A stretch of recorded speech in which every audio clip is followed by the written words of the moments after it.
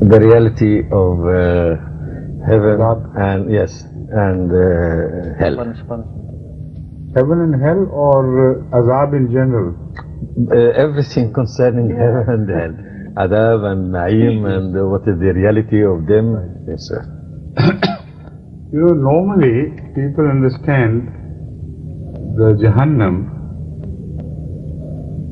as a corporal place, like it's a noor, where fire is burning like a huge oven, where material fire is burning or raging to such intensity as it's not possible for man to imagine. And the sinful people will be thrust into that, thrown. And they will start burning together with coal, coke and wood, fire and this. And yet their skins will not burn.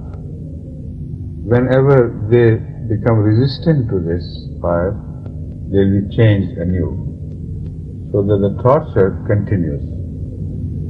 And they will drink there the washing of the wounds. And similar things. It's a very, very horrible picture, which one begins to understand if taken literally. If this is exactly the meaning of hell, then it doesn't present a very attractive figure of God, who on the other hand is Ar-Rahman, Ar-Rahim, Malik Yawmiddin, the one who almost all the attributes are those of mercy and kindness. Only a few are exceptions. But then the Holy Quran itself makes it very clear that Allah is not Zallamul lil Abid. And again it makes itself very clear that whatever they do, it is of their own making and own doing. It is not God who likes to torture anybody. So this is a very important thing which should be understood before we begin to understand what hell is. Similarly, the counterpart of hell is heaven and paradise. That again is described in carnal terms, like the canals full of water will be flowing, the canals full of milk will be flowing there, the canals full of honey would be flowing there, and also wine. So these are the four drinks offered there.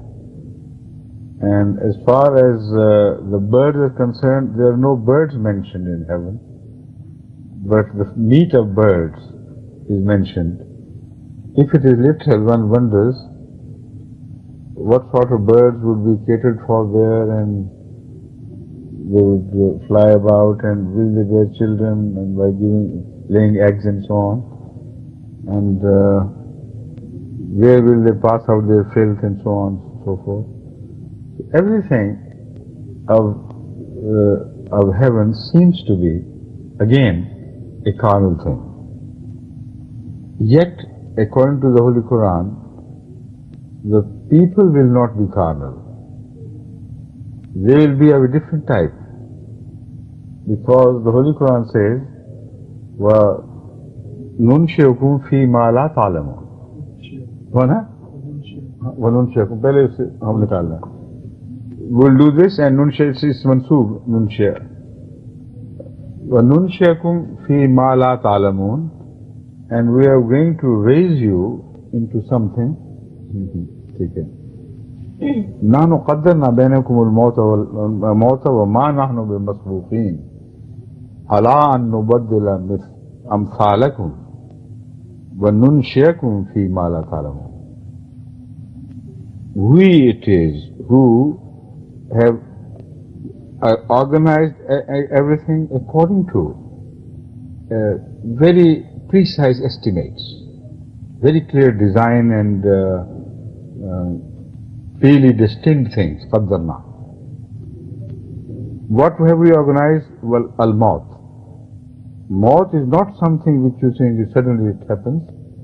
It is a well-designed thing for life to take a different flight from this earth to another place. So, nanu qaddarna bainahumul mauta. We have organized death among yourselves the way we thought, and this word qaddarna is indicative of very deep planning. وَمَا نَحْنُ بِمَسْبُوقِينَ. As we have organized death, we have not organized it to bring you to an ultimate end, so that nobody can stop us, because we are the owner and the proprietor and the designer of death. So nobody can say that death will overcome our powers and will not be able to revive you. Or anyone else, because of death, will have the right to say how after death you can revive these things. So it says the one who designs a thing has full command over it. So death is also under our command. It will only kill you that much, which is essential for your ultimate end, and leave that much out of you, which is not meant to be killed. It's a very profound declaration of the Holy Quran, which is not found in other religions. Fascinating verse. And then at the end of this it says, وَمَا نَحْنُ بِمَسْبُوقِينَ عَلَىٰ أَن نُبَدِّلَ أَمْثَالَكُمْ. It doesn't say أَن نَخْلُقَ أَمْثَالَكُمْ. It says نُبَدِّلَ أَمْثَالَكُمْ. We are fully capable of changing your forms of life which you have here. You are not going to be reborn exactly in the same way. We are capable of completely transforming into something. وَنُنْشِيَكُمْ فِي مَا لَا تَعْلَمُونَ, and raise you up into something of which you have no idea whatsoever. So don't you have an idea what you are? I have a little, of course, and Hilmi Sahib, everybody else has. So what does God mean? These ulama of Islam should understand. They should read the Quran, not like just recitation and shut the book again. They should read it by penetrating deeper into the word, because it's God's word. It's not a human writing. And here it clearly means that the way you will be reborn is something of which you cannot imagine. Your existence will be of other dimensions of which you have no knowledge whatsoever. That is why it is also said that as far as the Numai Jannah are concerned, no eye has ever seen such a thing, no ears have ever heard of it. Well, when they recite the Quran, don't people hear about the Jannah and what they will find there?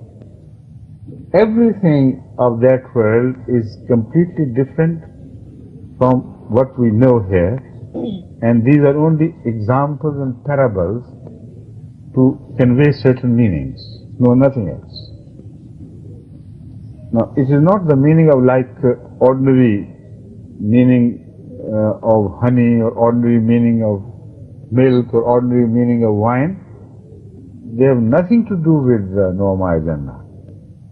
And the Holy Quran also indicates that very clearly. It doesn't hide anything, but the expression of the Quran is so subtle and intelligent and beautiful that you need to concentrate to find the message. The Holy Quran says there will be milk, of course, but lam yatasanna, or la yatasanna, whatever the word is. Lam yatasanna, milk which doesn't go bad, well, it doesn't go sour. What sort of milk that is, which doesn't go sour? And wine which doesn't intoxicate you. So what is the difference between fruit juice and wine if it doesn't intoxicate? The only thing the wine has of attraction for people is intoxication. And there is wine, of course, but not intoxicating. Obviously, it means that they are terms only to indicate some pleasure attached to them. or some benefit attached to them. But there will not be things like you have, and that is why when they will be fed with certain things in the hereafter, they will be offered fruits and things, and people will say, we at something like it. They say, no. They may be similar, but not, of course, not the same. They're different things. So everything there about our person will be different. If we are differently built, how can we enjoy the food which we can only enjoy with these such mouth like this, tongues like these, eyes like this, and ears like this, and noses like these? They are the instruments of five senses. And we only enjoy through these instruments. If these are not the instruments in the heaven, what is the purpose of all this material world? And it is not possible to have this anyway. Because if we eat like we eat here, then we'll have to pass it out again. And there has to be a system of garbage removal and all this nonsense. Not at all. Jannat is not something like that. Similarly, if we are spiritual, and as we can prove from the Holy Quran, it will be the spiritual form or something. How can spirit burn in hell? The spirit can't be burnt because it has different dimensions. So that must be understood clearly. مثل الجنة التي وعد المتقون فيها أنهار من ماء غير آسن وأنهار من لبن لم يتغير طعمه. وأنهار من خمر لذة للشاربين وأنهار من عسل مصفى. Now there is another place where it says that the wine will not لا غول فيها ولا هم. Verse says لا غول فيها. There are signs everywhere that man will not be of the same shape, the same form. It will not be material. It will be something else, which in the form in which man will be raised, we here on earth do not know. That is one thing certain. And we know our forms. It has to be something else, which means dimensions are different. Like angels, they have different forms, we don't know them. And their food is different too. So, in the light of all this, Hazrat Masih Maud has done a wonderful service to Islam by enlightening us about the meaning of both these things. Hazrat Masih Maud told us that Jahannam is also prepared by man for himself, and Jannah is also prepared by man himself, and they can coexist and yet be separate. Like the Holy Quran says, Arduha samawatu wal ard. The Jannah's dimensions will be the entire universe. When the Holy Quran said this, somebody inquired from Hazrat Muhammad Rasulullah, where will be Jahannam then? If the whole universe is covered by Jannah, where on earth would Jahannam be? Hazrat Sallallahu Alaihi Wasallam told them that it would be there, the same place. But you don't have the shuur to understand these things. Obviously, fire and cool shades can't go together. So this means God is talking of different types of fires and different types of cool shades, and the life forms there will be completely differently designed. And apparently they would share the same space, but the dimensions will be different. So Jahannam in the same place means it will not be of the same dimensions as Jannah would be. and they could coexist yet would not cross each other's path. The people of Jannah will be completely unaware of the Jahannam raging in the same apparent space. Now this can happen only if the substance we are talking about, it could be the same, but it is so rarefied that the rarefied form can go through the denser substance without even making the denser substance to realize that something is passing through me. Now, we have dense bodies, right? And the spirit we have is not dense. It occupies the body without our ever realizing where it is. You know, we know it only because it gives us command and consciousness. Otherwise, you don't know. But apart from that, that is a very different, very highly rarefied thing. But let's talk of waves. Waves are a form of energy. They are the property of matter. These television waves, radio waves, electric waves, light waves, magnetic waves, they're all forms of energy, they are parts of substances. Understand that? Yet here, in this space where we're sitting, there are hundreds of things going on in the world of waves. We have not the least idea about it. You see, this program which we are showing is also here. We don't hear any noise interfering with us. We don't hear any echoes. While the echoes are already filling the whole of the universe, the whole of the earth, globe of the earth, because this MTA television system is a global system. The waves which carry these pictures, sound, whatever we're doing, are carried across the whole of the globe.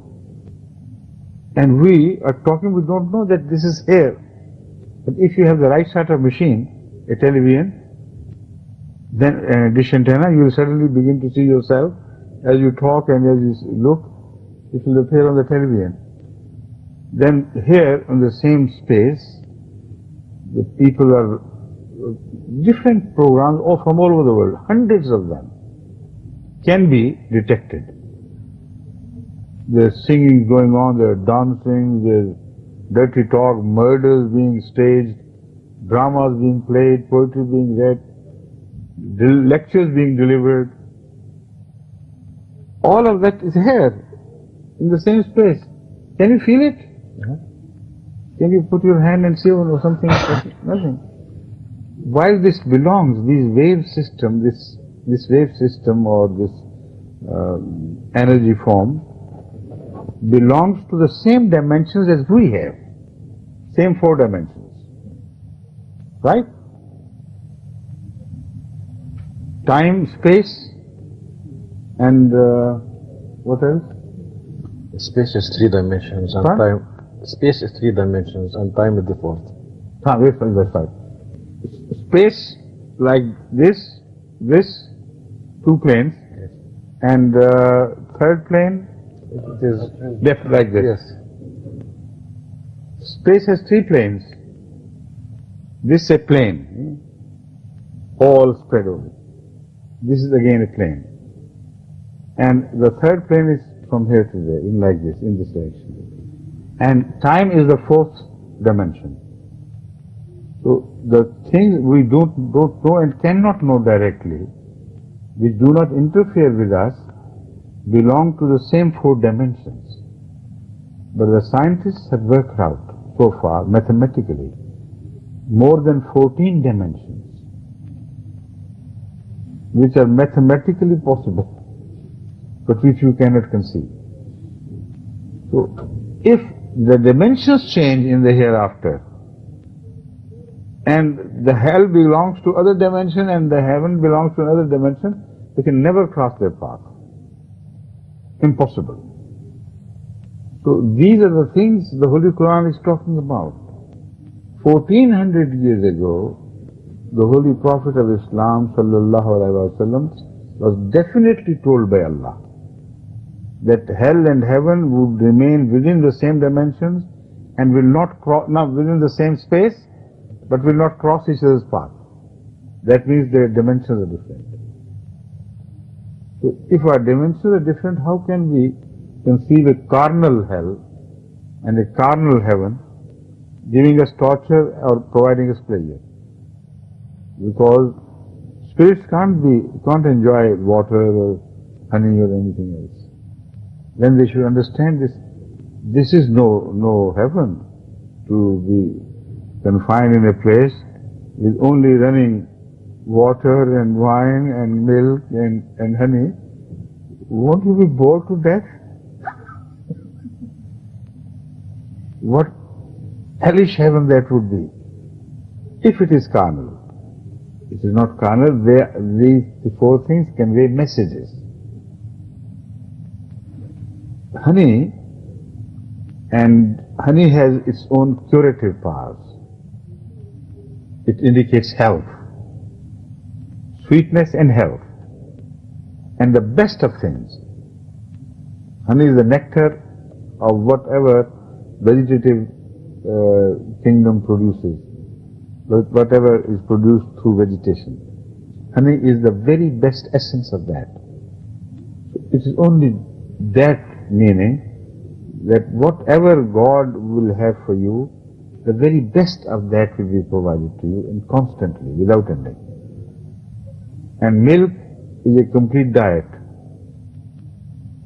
And water is the source of life. See? And wine indicates extra pleasure over and above food. So these are four central messages to man, that in some form you will find these things, but that form is not known to you. We are just making an example. Mathalul Jannah. It's not the Jannah itself. And because you are afraid of fire and you know it burns and hurts, so we are giving you some examples of fire, but the torture could be a different type of spiritual experience, which sometimes is so strong and so punishing that people who go through torture in this world, mental tortures I mean, they become mad, they commit suicide. To burn in that hell is no pleasure at all, I mean no easy experience. It can exceed other tortures or other forms of punishments. So, punishment that would be, of course there is no doubt, and burning and something, but they could remain within the same plane and yet be different. Now I quote now example of how we create our heaven and how we create our hell, as told by Hazrat Mirza Tahir Ahmad. Hazrat Mirza Tahir pointed out that it is the attributes of God and the love of God which in fact would create heaven for the soul. God is the source of everything beautiful. God is the source of everything pleasant and pleasing and loving. But we can only acquire this taste with worship, with sincerity, with constant prayer to Allah, and with imitation of God's attributes. If we become Rahman here on earth, if we try to become Rabb here on earth, like mothers do to their children, if they do it to others as well, then they'll be like real Rabb. Then they can be like Rahman. And if you begin to do it entirely for the sake of Allah, not for your own personal aggrandizement or show, then you begin to draw a pleasure out of being kind to others. You don't draw pleasure by receiving anything. You feel very bad inside, if somebody shows favor to you. But when you show favor to others, then you have a divine pleasure out of that. And that is what sustains the prophets here on earth. Despite the enmities, hostilities from all others, their response is that of kindness and love and consideration for them. So all this, when they do, generates pleasure, which is spiritual pleasure. So once we train our souls to receive pleasures of this nature, out of love of God, we begin to love humanity. Out of love of God, we try to imitate Him here on earth. Still, this pleasure is a bit remote pleasure because we are still at a very long distance from God. And these godly things have not acquired any form for us. But if with this we come closer to the beauty of God, what a heaven it would become. But for that we must be trained here on earth. If you do not love God and God comes closer to you, that will be a punishment. It will not be a heaven for you. This Hazrat Mirza Tahir has pointed out in a different form. He says, imagine a thirsty man who is dying of thirst and is also hungry and has lost his energy and is about to be dehydrated, and you offer him a beautiful bunch of sweet and fragrant grapes which are cooled. Now, these cool grapes, when you offer them to such a man, they would provide him like a heaven. They would feel like heaven. Because he would be dying of hunger, shortage of energy, and particularly when you're hungry, you like sweet things and cool things. His thirst will be quenched with the watery element in the grapes. His desire for sugar and energy will be fulfilled, will be met with by the sugar in the grapes, and then the coolness itself will quench the fire of your thirst and uneasiness. So this will be a heaven for the person. But if somebody again is very dry, he has been always been dehydrated by vomiting and diarrhea, and feels so nauseated that even the thought of food makes him vomit. Now he needs this as much as the other person. And you offer him a cool bunch of grapes and see, he will slap on your face. Remove it. Even the smell will hurt him. The sight of water and food and drinks would hurt him. He said, this thing is the same. The grapes are the same cooled and chilled fruit of the highest quality, but it has different effects. It creates heaven for one and hell for the other. So Hazrat Mirza said, it is your spiritual health which will create heaven for you when you come closer to God. His attributes will provide your rizq. And that is the spiritual rizq which will keep you alive and which will give you an everlasting pleasure. It will take different forms. Now, because tastes differ here on earth, because the capacity to enjoy differs, so you cannot say, if you eat the same food, you cannot say that we are enjoying same as much. Some people have a better taste, some have an inferior taste, some things please one and some things please another person, and their intensity is also different. So those who are more pious, their heaven, even if they are there among us, would be a very elevated experience. Those who are less pious, their heaven with the same atmosphere will be a different thing altogether. I've seen people sitting on the same table, eating food, some are enjoying it, some are not enjoying it. So the intensity of the fire would also be different from sinner to sinner. It would be their aversion to goodness, their hatred of goodness, their addiction to evil, which they will find there as a punishing force, because whatever they want, they won't have it.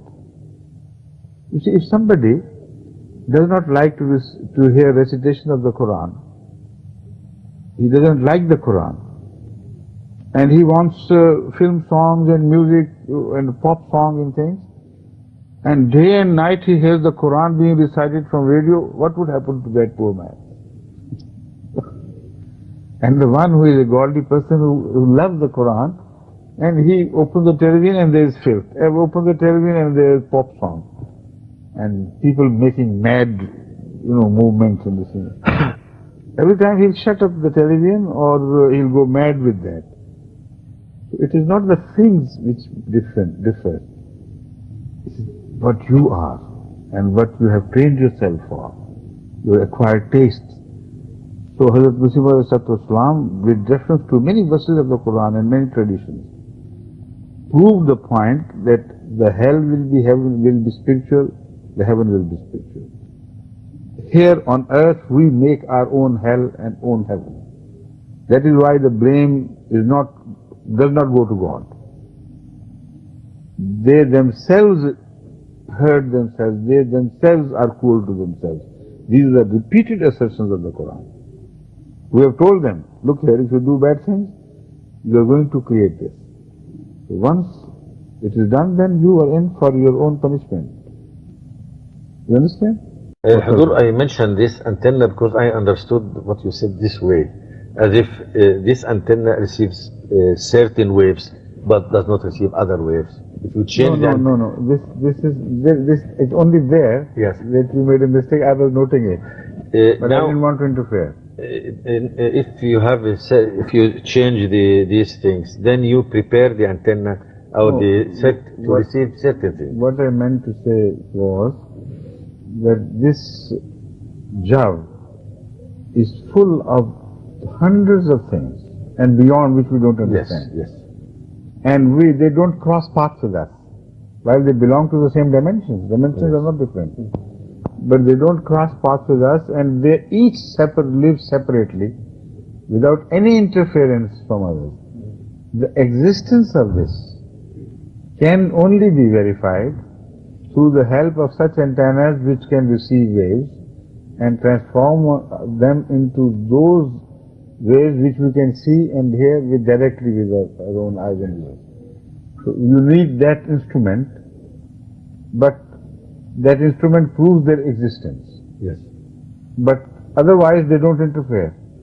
So, but that was only a proof of existence of such rare forms which coexist with so many other forms of life and existence and do not interfere. Yes, Hadur, I mentioned this in a slightly different way. I meant that there are many waves. That's right.